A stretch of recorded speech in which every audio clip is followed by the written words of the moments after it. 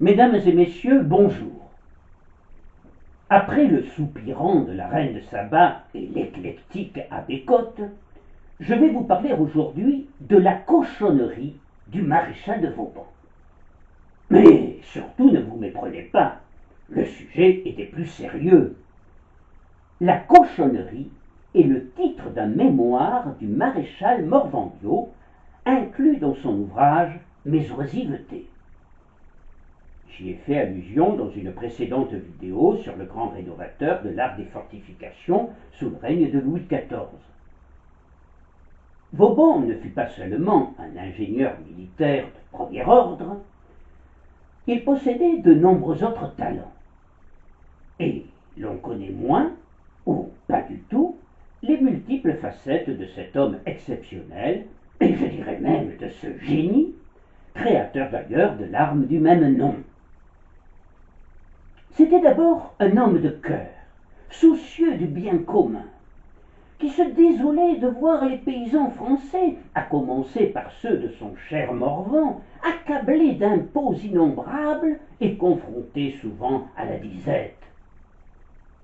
Vauban proposa des solutions concrètes pour éradiquer cette misère qui sévissait dans nos campagnes, mais aussi dans nos villes.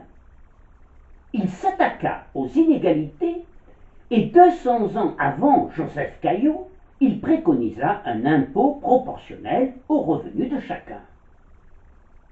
Dans ce souci d'égalité entre tous, il recommandait l'abandon des privilèges du clergé et de la noblesse, ce qui ne se fera qu'en 1793, au cours de la Révolution française. Enfin, pour revenir à notre sujet, après s'être désolé dans son mémoire Description de l'élection de Vézelay du fait que les habitants ne mangeaient de la viande que 2 ou 3 fois l'an, et avoir constaté par ailleurs que la situation était à peu près similaire dans l'ensemble du royaume, il décida de prendre le problème à bras-le-corps, et entre deux conférences d'état-major tenues dans la grande galerie de son château de Bazoches, il s'enfermait dans son cabinet.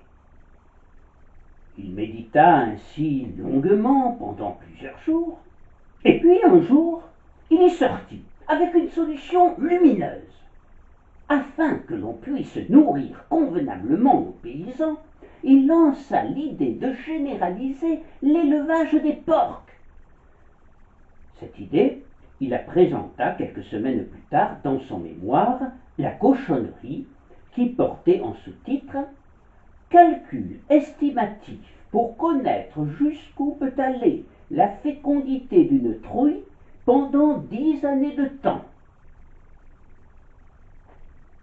Vauban partait d'une constatation connue de tous. La fertilité de la truie est exceptionnelle. Le taux de fertilité moyen est de 70%. Verras et truies sont capables de se reproduire dès l'âge de 6 mois, et la gestation de la truie dure 3 mois, 3 semaines et 3 jours, pour être précis. Elle peut avoir un peu plus de 2 portées d'une douzaine de porcelets chacune par an.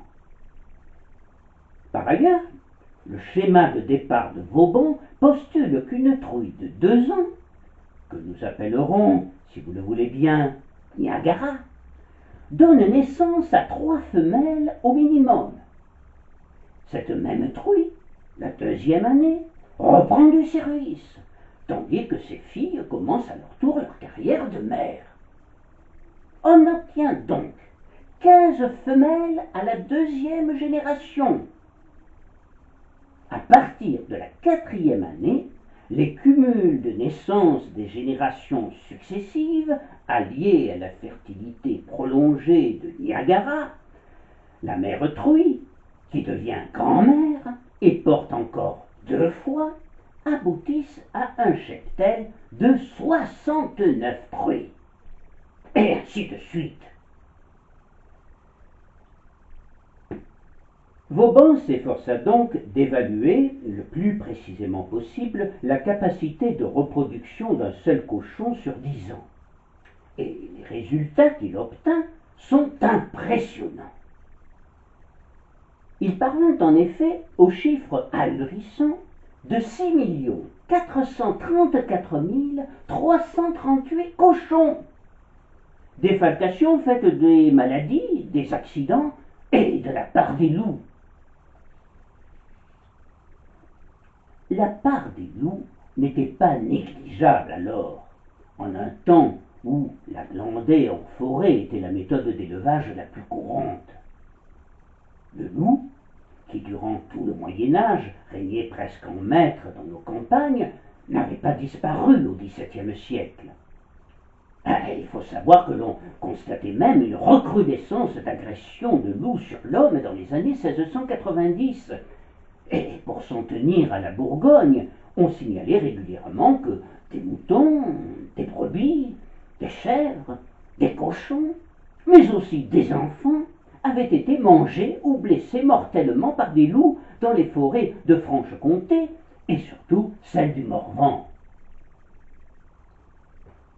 Un rapport officiel signala également en septembre 1697 qu'en 2 mois, en Orléanais, les loups carnassiers dévorèrent et mangèrent plus de 120 personnes et blessèrent un plus grand nombre qui sont actuellement à l'Hôtel-Dieu d'Orléans.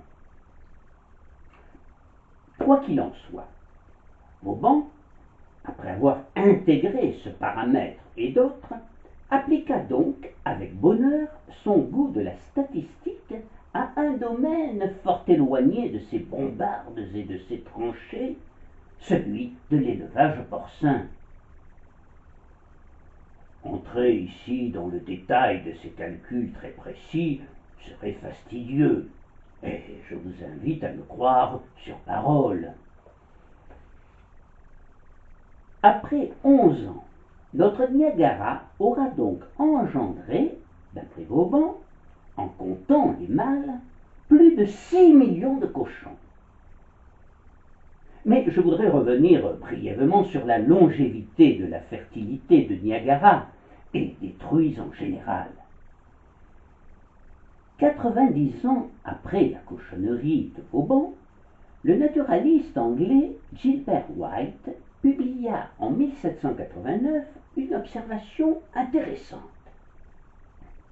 Il raconta qu'un de ses voisins conserva une truie bantam, autrement dit une truie naine, aussi grosse que longue et dont la panse balayait les sols, jusqu'à l'âge de 17 ans. À ce moment-là, écrit-il, elle montra quelques signes de vieillesse, chute des dents et baisse de fécondité. Pendant 10 ans encore, cette mère prolifique donne 2 portées par an d'environ 10 porcelets chaque fois, et une fois plus de 20. Mais comme c'était le double du nombre de mamelles, il en mourut beaucoup. D'après un calcul prudent, je peux dire qu'elle était mère de 300 cochons.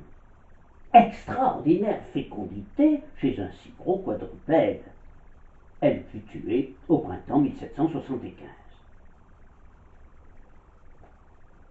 On ne peut que regretter que dans le domaine de la cochonnerie, Vauban ne fut pas trop pris au sérieux, car son calcul à la Perrette, vous savez, celle qui portait sur sa tête un pot au lait, sembla utopique à ses contemporains. Mais la postérité lui donna raison et répara cette injustice. On reconnut enfin, au milieu du XIXe siècle, l'exactitude de ses calculs, et son mémoire, La cochonnerie, longtemps demeuré manuscrit, sera imprimé à Paris pour la première fois en 1843. Je voudrais enfin signaler que le maréchal, éminent porcinologue, comme il fut un éminent ingénieur militaire, eut un prédécesseur en ce domaine.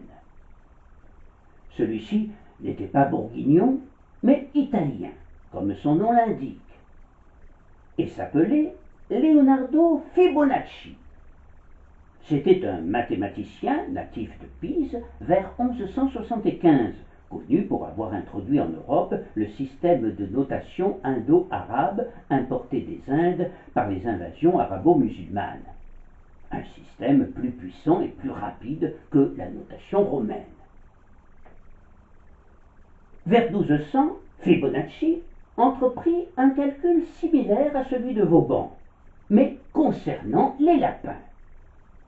Il montra qu'un couple de lapins produit chaque mois un nouveau couple, et chaque nouveau couple est productif dès son deuxième mois. De plus, les couples sont éternellement productifs. Contrairement à celle de Vauban, la vie de Fibonacci nous est presque inconnue. On sait seulement qu'il voyagea beaucoup sur tout le pourtour méditerranéen. Un seul document connu se réfère à lui. Il s'agit d'un décret daté de 1241 notifiant l'attribution par la République de Pise d'un salaire annuel de 20 lires au sage et discret maître Leonardo Bigolo, en reconnaissance des services rendus à la cité et aux citoyens en qualité de comptable. Leonardo Fibonacci se surnommait lui-même Leonardo Bigolo, Bigolo signifiant voyageur en italien. Pour en revenir au cochon, je voudrais signaler pour terminer que le porc est une tradition du Morvan et une filière de qualité qui illustre aujourd'hui des PME produisant notamment des terrines artisanales, des andouillettes de Clancy, du Jésus et des rosettes de Château-Chinon, et surtout, bien entendu, le fameux jambon du Morvan, affiné et séché, et qui se savoure à toute heure du jour. Je vous le recommande. Merci, monsieur de Vauban.